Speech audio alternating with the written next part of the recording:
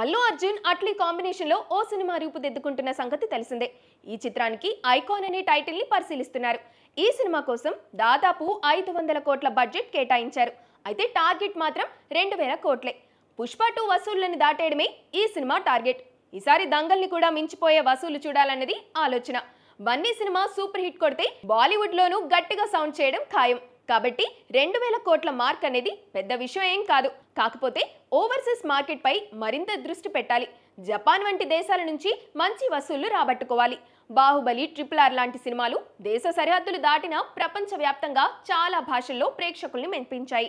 ఆ feet Atlee cinema కూడా చేయగలగాలి. అలా చేస్తే 2000 కోట్ల క్లబ్ లో చేరడం పెద్ద కష్టమేం కాదు. పుష్పకి సంబంధించిన ప్రమోషన్లు అప్పట్లో గట్టిగా చేశారు. ఐకానిక్ స్టెప్స్ ని అంతర్జాతీయ క్రీడాకారులు కూడా రీక్రియేట్ చేసి పుష్ప క్రేజ్ ని ప్రపంచవ్యాప్తే చేశారు. ఐకాన్ కి కూడా అలాంటి మూమెంటే కావాలి. అందుకే ప్రమోషన్లపై కూడా ముందు నుంచే గట్టిగా గురిపెట్టే అవకాశాలు కనిపిస్తున్నాయి. ఈ సినిమా ప్రమోషన్స్ బడ్జెట్ దాదాపు 100 కోట్లు ఉంటుందని ఓ అంచనా. ఇంత గట్టిగా ప్రమోట్ చేయగలిగితే అట్లీ ప్లాన్ వర్కౌట్ అవ్వడం ఖాయం.